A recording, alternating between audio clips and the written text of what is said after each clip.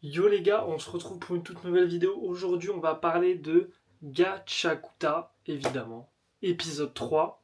Quel épisode? Quel épisode? On en apprend un peu plus du coup sur le monde d'en bas, hein. Je vais l'appeler comme ça un peu, même s'ils appellent ça la fosse. Ouais, c'est ça, ils appellent ça la fosse.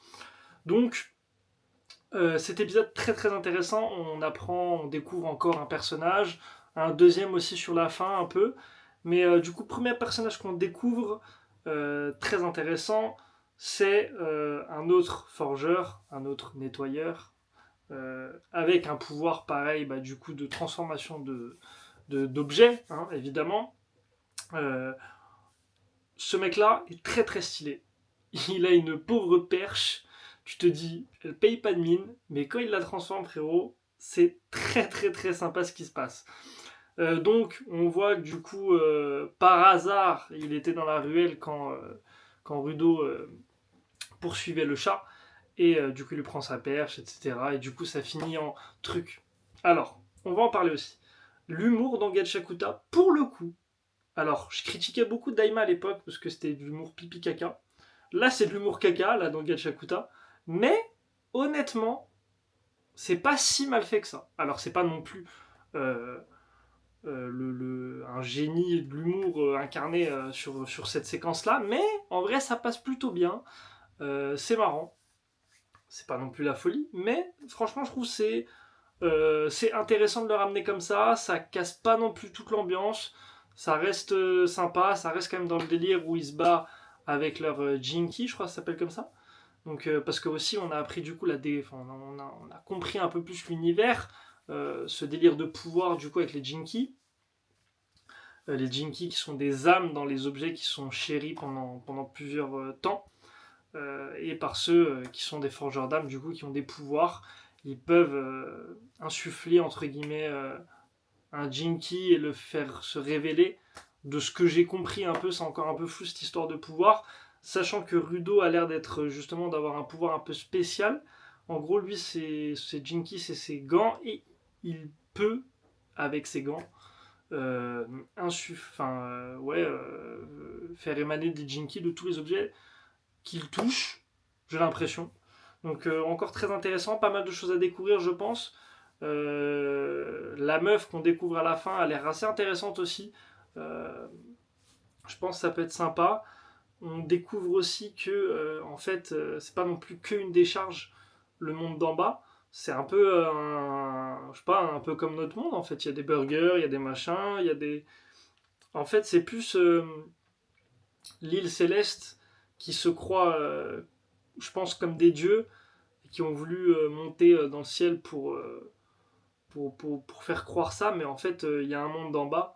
Juste, tous ceux qui sont dans le ciel, ils ne le savent pas encore. Un peu comme, justement, j'aime bien faire le parallèle avec l'attaque des titans. Alors attention, c'est pas du tout la même chose. Il y a des similitudes sur certains trucs, mais le délire un peu de paradis dans l'attaque des titans, bah, c'est un peu le délire avec l'île céleste là, je trouve. Un peu coupé du monde, ils sont pas au courant de ce qu'il y a à l'extérieur. Vous voyez ce que je veux dire ou pas? Il y a un délire comme ça. Des pouvoirs inconnus à l'intérieur des murs, le pouvoir des titans. Et là, le parallèle, c'est le pouvoir des forgeurs d'âmes. Il y a tout ça avec un père, bon là qui est le père adoptif, Recto était le père adoptif de Rudo, mais du coup qui a l'air d'avoir des infos quand même. Vous voyez, il y a quand même des parallèles, hein, bah, du coup comme le père de Eren Yeager. Il y a des petits parallèles à faire et il y a des mystères qui vont devoir être élucidés aussi dans cet animé-là. Et je pense que ça peut être très sympathique à découvrir, un background qui risque d'être assez enrichi, je pense, au fil des épisodes. Sachant qu'on est déjà à l'épisode 3, on a appris l'histoire des Jinky, l'histoire des, l'histoire des forgeurs d'âmes. Là, on va apprendre, je pense, l'histoire un peu des nettoyeurs, même si on a appris un peu. On sait pourquoi ils. Enfin, on sait ce qu'ils font, mais on ne sait pas vraiment l'essence même de pourquoi ils font ça. Est-ce qu'ils ont vraiment un but précis ou c'est juste leur taf? Pareil, on va essayer de savoir pourquoi les Célestiens sont détestés dans la fosse, pourquoi ils veulent être mis à l'esclavage, même si on se fait une petite idée quand même. Mais, euh, mais tout ça peut être assez intéressant. Je trouve que l'anime a vraiment du potentiel. Je ne cesserai de le dire.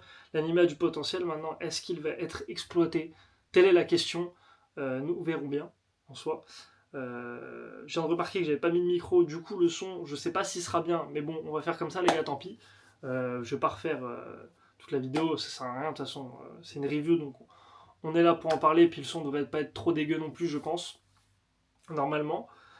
En tout cas, on a hâte de voir les prochains persos, parce que je pense qu'on risque d'avoir des persos avec des pouvoirs et des capacités très très stylées, avec des armes très très stylées en fonction. Je pense que ce nouveau délire peut apporter beaucoup de nouveautés dans les animés en termes de nouvelles choses à voir. Parce que regardez, par exemple, je trouve, à mon sens, que le Nen, le Chakra, donc dans Naruto et Hunter x Hunter respectivement, il y a quand même beaucoup de similitudes. Vous voyez ce que je veux dire? Euh, Ce qui changeait vachement, c'était le délire d'Attaque des Titans. Se transformer en titan, c'était quand même assez sympa. Ça changeait pas mal. Pareil, Full Metal Alchemist, l'alchimie en soi, ça changeait un peu comparé aux autres, mais c'était un peu quand même dans le même délire, mais je trouve que ça change un peu. Là, c'est un peu un mélange de tout. De l'alchimie, du chakra, j'ai l'impression en tout cas, avec le pouvoir de Rudo, que ça peut apporter des choses très sympathiques à l'animé, à cet animé et au manga, hein, je suppose aussi, hein, parce qu'évidemment c'est la même chose, c'est une adaptation. Mais je pense que ça peut être très intéressant ce qu'ils peuvent nous pondre avec ça, sachant que je ne me suis pas spoil avec le manga, donc je ne sais pas si au final c'est bien ou pas. Je pense qu'ils sont sortis un animé quand même, c'est que ça doit être un minimum sympa. On a hâte de voir ce qui va se passer. Dites-moi ce que vous avez pensé aussi en commentaire, les gars, parce que on voit aussi du coup le nouveau perso avec sa perche. J'ai plus son nom en tête. Désolé, ça m'est sorti de la tête. Mais il est un peu bipolaire et tout sur les bords. Hâte de voir ce que ça donne. Est-ce qu'il est intéressant ou pas, sachant que ça va être le maître entre guillemets, le sensei de Rudo. À voir si ça va être intéressant ou pas. Engine a l'air d'être sacrément fort parce que quand même le gars avec la perche dit qu'il est assez content d'être encensé par Engine. Donc est-ce que c'est le plus fort des nettoyeurs? Je pense pas parce qu'il a parlé d'un chef. Du coup c'est pas le plus fort mais il est quand même sacrément balèze. On a l'impression. Donc à voir ce que ça donne. À voir ce que ça donne. Il y a beaucoup à creuser. Il y a des théories à faire aussi. Moi je pense que le mec qui a tué Recto, c'est un mec qui vient de la fosse, c'est sûr à certain. Et est-ce que ce serait pas un forgeur d'âme? Je pense que si, évidemment. Est-ce que ce serait pas un nettoyeur? Je pense que si aussi, évidemment. Est-ce que ce serait pas quelqu'un qui a qui était du coup un ancien pote à Engine, tous ces mecs-là? Possiblement.